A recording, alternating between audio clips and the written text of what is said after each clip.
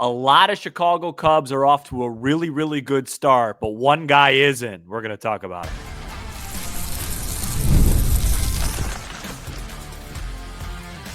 You are Locked On Cubs, your daily Chicago Cubs podcast. Part of the Locked On Podcast Network, your team every day. You are Locked On Cubs, part of the Locked On Podcast Network, your team every day. Alongside Sam Olber, I'm Matt Cozy. Sam and I are lifelong fans, taking our passion into a discussion with you on all things Cubs. Thank you for being part of the show and making us your first listen today. And the best way you can help us grow the show is to listen or watch every day. Today's episode is presented by Amazon Fire TV Stick. Did you know your Fire TV is also an Xbox? Turn any TV to your gaming and entertainment hub with Fire TV Stick 4K devices. No console required. Head to Amazon.com/Fire TV Locked On to get started. Xbox Game Pass Ultimate subscription and compatible controller required. Trivia and history later in the show. Cubs Pirates preview, and we start with Dansby Swanson, who is hitting 188 with an on base of 232 in the first 29 games for the Cubs this season. Swanson does have 4 homers and 5 doubles. He also has made 0 errors, continuing to hold it down at shortstop. And really, since he got here, bringing a lot of things off the field as well. We could get into that this segment. But really, Sam, I think the conversation today is mostly about offense. And I think the first thing I would ask is, what do you think is going on with him? Well, first of all, 188 sounds high to me. I thought it was lower than that, actually. It might be. Well, it was up until a few days ago. Oh, okay. Because I mean, it's befuddling. What do I think's causing it? Well, I think it's very similar to Christopher Morel last season, where he got off to a start where you kept hearing the peripherals look good, the projected numbers look good. It's just bad luck. It's just bad luck. And, one of my least favorite sayings in the game is, hey, if he just stays right there, he'll be good. It's like, well, it's really hard to stay right there, and when you don't get those results, when you don't get the good results, it starts to get in your head a little bit. You start to press, and now Dansby's in a funk. So what happened to him was he was hitting the ball okay. I would even go as far as to say pretty well. Like when we were there that Saturday, I mean, the ball was just popping off of his bat, but he wasn't getting great results. And now he's hit a funk, so now it looks really bad. I did some homework, Matt, that I'd like to share though about Dansby, and I think Dansby's kind of a lightning rod for this franchise. Yeah, I agree with that. There's a lot of bench him and this and that. And I think to be honest with you, and I don't mean this as a brag or a negative. I don't mean it as anything, but I think I was one of the first people to be like, man, I just don't think this guy's a very good hitter. And I at first got a lot of heat on it. Now I think people have gone too far the other way. And it's probably somewhere in the middle, but I want to read you these statistics from Dansby Swanson. Okay. And that would be like to bench him for what, a day or two? Benching him is ridiculous. It's not up for debate. Let's not even. I could see maybe a day. Yeah, but that wouldn't even be a benching. That's just like a mental reset day. You know what I mean? Right. To me, I consider a benching. You have to be out like more than 2 games. Totally. So he got off to a very good start in 2023 as a Cub. And this is strictly offensively I'm talking about here. August of 2023 till now, I'm going to read you his batting average and OPS month by month. Okay?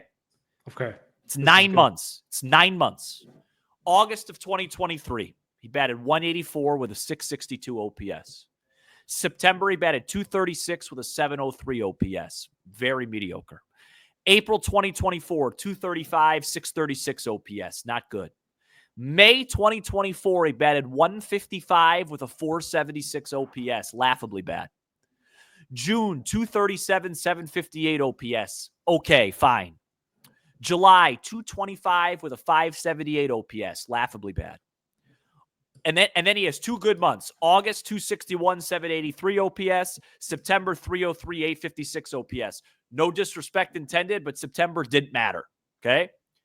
April 2025, 157 with a 481 OPS. In the last 9 months as a Chicago Cub, Dansby Swanson has had 1 decent month, 1 good month, a couple months, and like 4 horrendous months.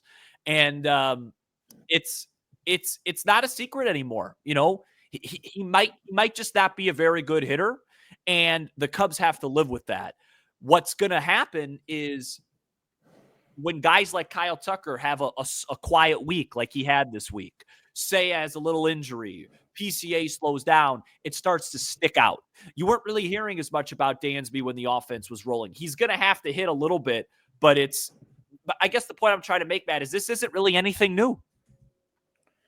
Well, and this is particularly concerning because it is possible that he played 100+ games last year. I mean, I guess I want to be careful here, but I know what you're going to. Yeah, did he play 100+ games last year when he shouldn't have?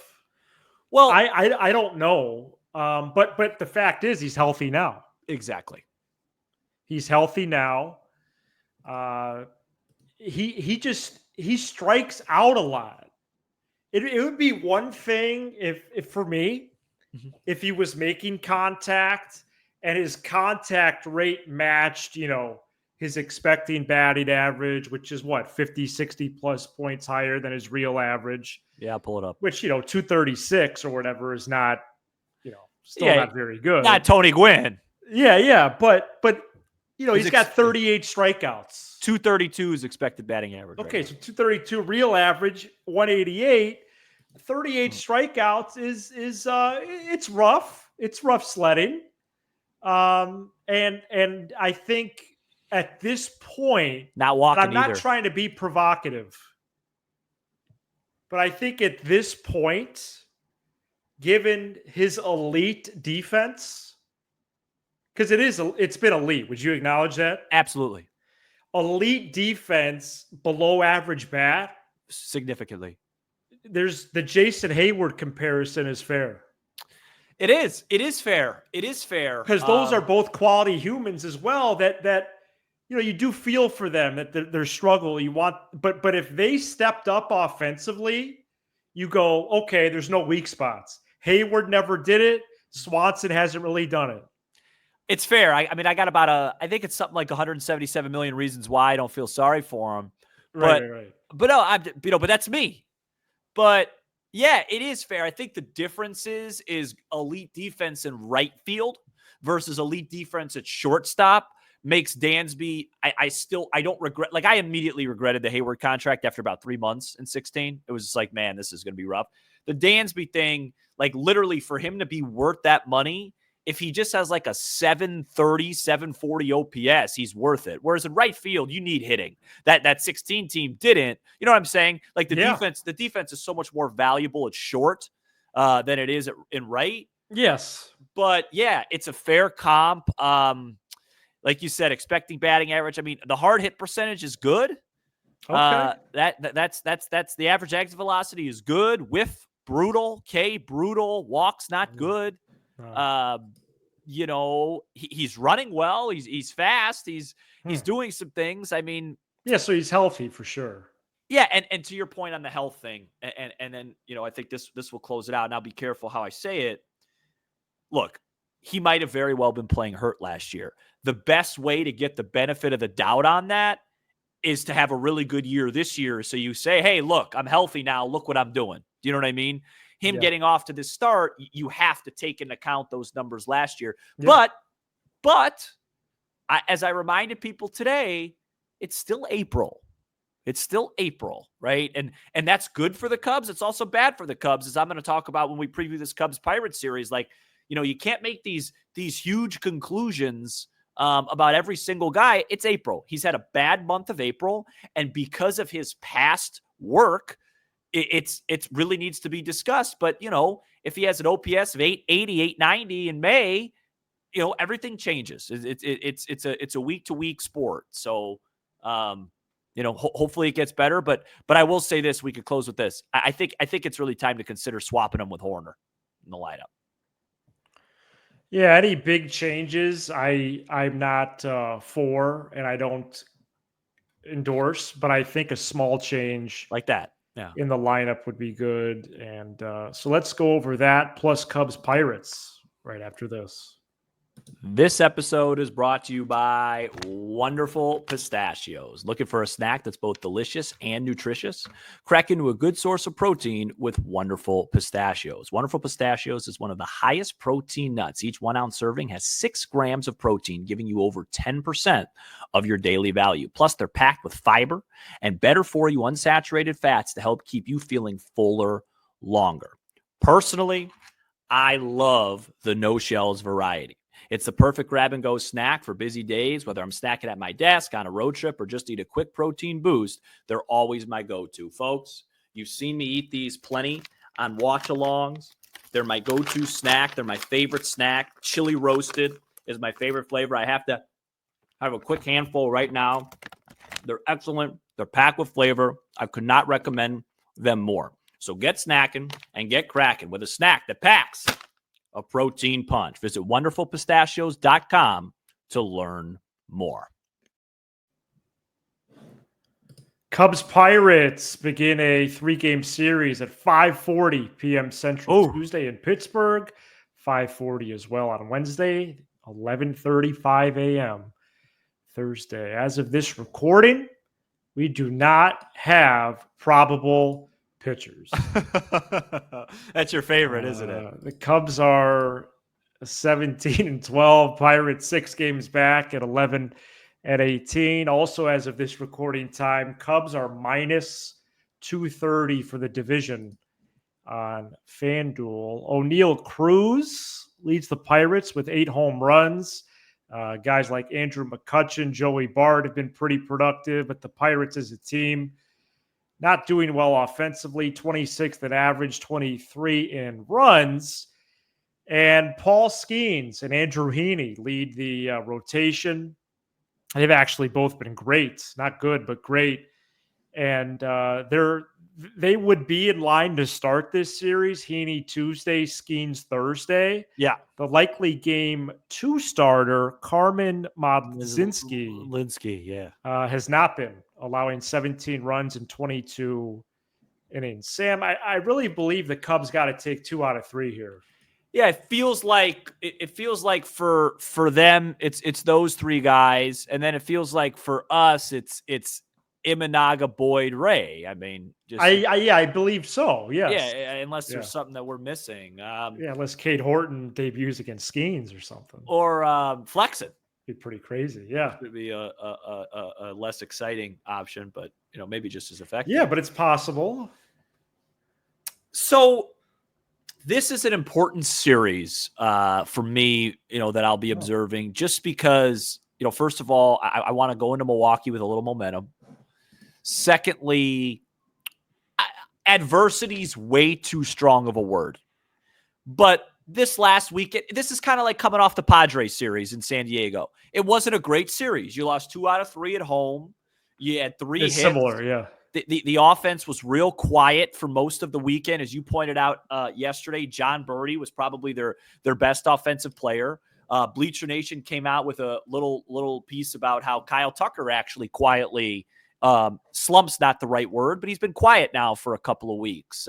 He's been cold at least the last week. Sure. Yeah. So how do you respond to that? I want to see this team start to win games. It's a good question. When Kyle Tucker isn't playing at an MVP level, I want to see them grind out certain games, and I think this is a good opportunity to do that. They're going to face 2 really good pitchers, most likely, in Heaney and Skeens. Heaney's a guy you can get to. He's just off to a very good start this year. He's not historically this dominant. And we know we've seen Skeens. That'll be one of probably 4 times I say that this year. We'll face him every time. It's every time we face him. Every single time they make sure. He's faced the Cubs more than any other team. Oh, is that true? Well, oh, absolutely. And they played the Reds earlier this year. They pushed Skeens back. I pay attention to these things. So, we'll have to see him, which won't be fun. But, I still think the Cubs are good enough to win the series. And like you pointed out yesterday, when I say, hey, I'm looking for this team to just be, hey, you know what? This team's just really good.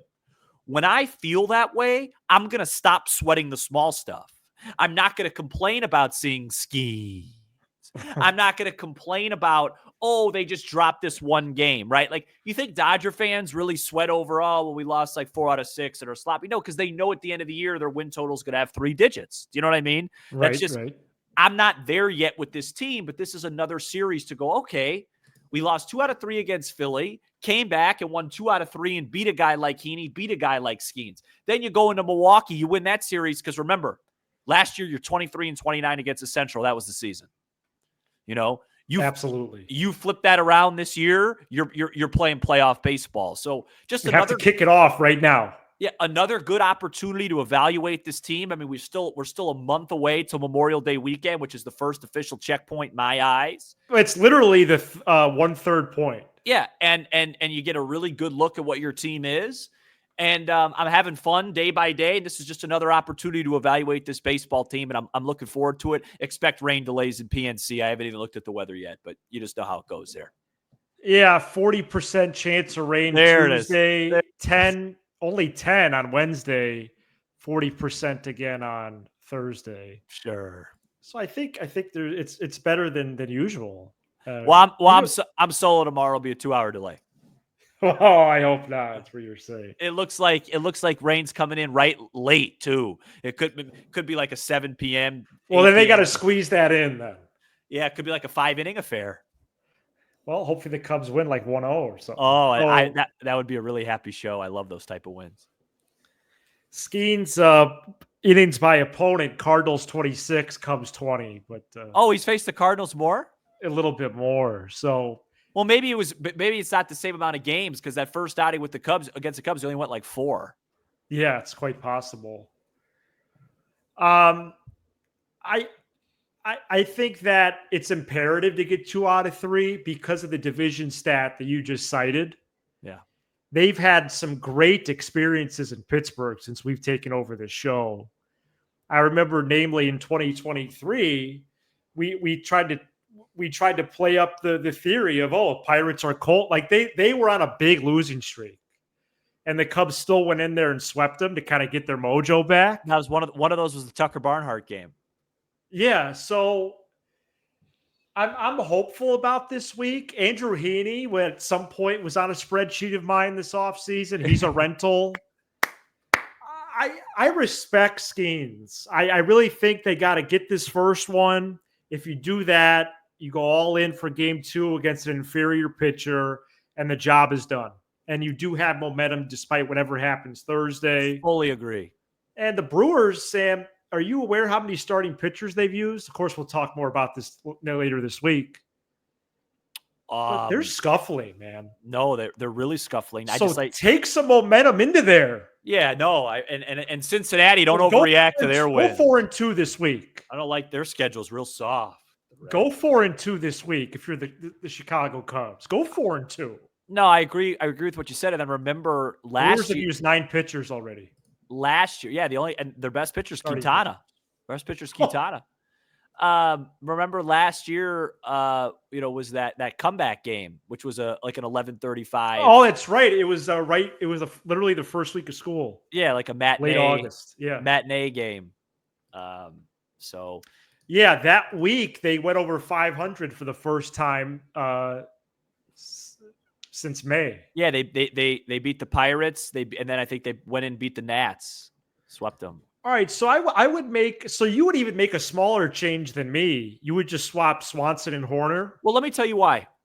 Because here's what I'm thinking.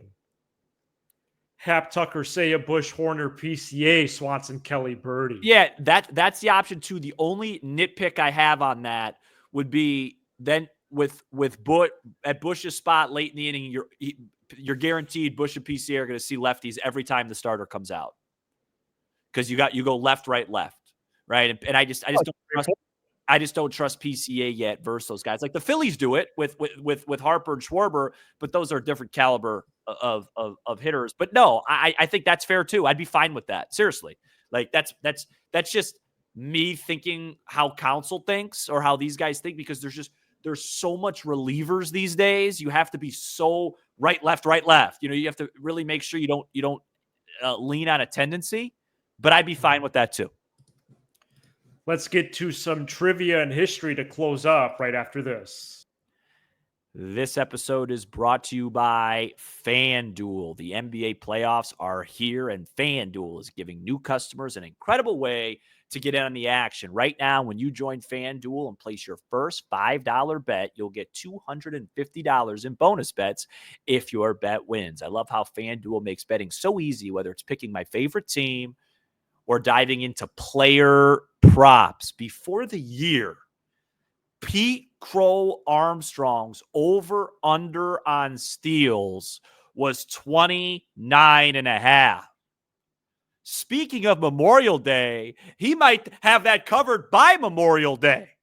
I mean, what a total. I mean, as long as he stays healthy, that one might be the bet of the year. We talked about it on this very show, and as Matt said earlier, the Cubs right now a staggering minus 230 divisional favorite on FanDuel. So don't miss out. Head out to FanDuel.com and claim your $250 in bonus bets today.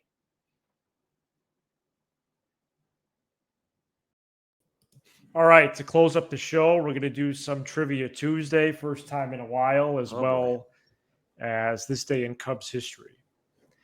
This might be, and I guess this day in Cubs history could be a 2-for-1. Okay. Trivia as well. Okay. So this is probably so a lot of our trivia segments are history segments too. Sure. So this trivia today is the most recent history possible. Okay. Sam, I have in front of me the 16 players who have pitched out of the bullpen for the Cubs already this year. Can you name them? All 16. All right. I mean, I should, right? Guys, that's so many. That's a lot. All right, I'm gonna try and go in order so I don't mess with my head here. So I'm just gonna go. I'm just gonna go Presley, Hodge, Merriweather, Keller. Get the main four out of the way. All right, Presley, Hodge, Merriweather, and Keller. Yes. Okay, let me delete those. Caleb Thielbar. Right. Ben Brown's pitched out of the bullpen. That's correct, in Tokyo. Yeah. Did Ryan Brazier appear in Tokyo? Yes, he did. Wow. Okay. Eli Morgan. Correct. Who knows when we'll see him again. It's going to be Drew Pomerantz. Yes. Just debuted over the weekend. Colin Ray. Yeah, in the Ben Brown vein. They had some bullpen appearances, but now a starter. Yeah, I'm trying to get all the tricky ones out of the way before you know what I mean? Daniel Palencia. Correct. Wow, you're doing really well. I don't think I am, because it's so hard to just collect who I've said and how many do I have right now? Let's see. 1, 2, 3. You have 11 in the bank. 5 to go. Okay. Give me a second here. I'll get there. Let me just think who I've said and all this good stuff here. I think you got this, man. No, I think I do too. Cosgrove hasn't pitched yet. Right. Nate Pearson. Yeah, I wonder when we'll see him next. He's not doing very well in Iowa. No, not at all. Okay. That's 12. Pomerantz, Merriweather, Hodge. Gosh, I get so put on the spot here. Yeah, it's a great segment, man. It really is. All right, let me just think. Hold on. I don't want to hit yet because we got some time. The Cubs. So I'm thinking I'm missing somebody in Japan. So Ben Brown came out. I got Brazier. I got Hodge. I got Presley. The second day. No, I'm not missing. Okay, so Diamondbacks. Who? No. Okay. After the Diamondbacks, we went. These are all recent players. Okay, recent players. Oh, Luke Little. Luke Little is back in AAA. There's a theme there. Yeah, the kid that they just sent that came up. Gavin Hollowell. What's his name? That's correct. Yeah. Everybody was enthralled by him, and he got sent. Yeah, we're really in the carousel now for these last couple. Jordan Wicks. Yeah. One more. That's the patch I was missing. All right. We're really in the carousel. That's the hint. So it's another guy that they just called up and just released and moved on from. He did make a lot of appearances, though, in a short period. I'm right there. Just hang with me for a second. Yep. No more clues. Yeah, I'm right there. A lot of appearances in a short period of time. Oh, man. This is gonna really bother me. Hang in there, Sam. You got this. I know you do. I know I do. Thinking. I feel like it's an obvious one, isn't it? Yep. Made a lot of appearances in a short period of time. I said Morgan. All right, I need one more hint. Club 400. Oh my gosh, Ethan Roberts. Ethan Roberts pitched in 9 games in like 2 weeks. I'm ashamed. He actually saved the Cubs. I don't know if save's the right verb, but he came in at some opportune times. I'm not sure he's a big league reliever. I'm not either. I'm not. Is there an update? He salvaged some games, I guess you could say. He did a decent job in low leverage and then got hit and they sent him down. Got hit hard the other day. So 16, what have most teams used? About 10 to 12? That's a good question. No idea. Okay. So. All right. Well, I don't feel great about that. Well, how about this day in Cubs history? On April 28th, 2004, the Cubs played the Diamondbacks. I don't know this. They won. Steve Finley hit 3 solo homers for the Diamondbacks, but the Cubs won. Wow. Go-ahead solo shot from Alex Gonzalez. Oh. Any guesses on the starting pitcher that day? Well, sure. I know the rotation, so I can make a guess, but you don't remember this game, do you? No, I don't. 04 through 06 is a week for me because I didn't know that. Yeah, I mean I still know a lot. I could tell you a lot of stuff from those from those years, but it's not as strong as the other years. Well, let's see. I mean, Zambrano, Wood, Pryor, Maddox wasn't there yet. Yes, he was. Oh, was it Maddox? That was his first year. Yeah. Oh, it was his first Maddox. I thought, okay, it was at the they signed him. They traded him at the next deadline to the Dodgers. Yeah, or maybe it might even been the 06 deadline. Yeah, you might be right. I have to look into that. Farnsworth, Merker, Hawkins, and Borowski out of the pen as the Cubs improved to 13-8 that day. Is there anybody at AAA? Sam Sosa hit 3rd that day. Is there anybody at AAA that you feel like, beside reliever wise, that you are like excited to see come up, or is this the group? Excited? Yeah, like because right now, this feels like the group, right? And I'm going to go in order of leverage. We've seen all the possible people. You mean? Yeah, outside whether they're in the majors or AAA. But outside of Thompson. But what I'm saying is like this. These names feel like the guys that are going to have to get it done internally, okay? In order of leverage. Presley, Hodge, Merriweather, Thielbar, Pomerantz as your lefties. Those Keller, Palencia, and then potentially Ben Brown. Yeah, at least for right now, sure. That's that. So you don't think there's anybody better in AAA? Like it was pretty obvious last year. Cade Horton, that's about it. But he would start. Yeah, I think he would be a reliever. Really? I think he would be a reliever. You think they'd bring him next year? You think they'd bring him up as a reliever? I think it's very possible. Wow. Very possible. I think maybe later in the year. I don't know about. Sure. So he would be the only one I'd be excited about, respectfully to Keegan Thompson and Chris Flexen. Yeah, and Flexen would start. So and we've seen everybody else, as far as I know. So. I still get pretty pumped up when Keller comes in, even though the results haven't been great. And is that because he throws hard?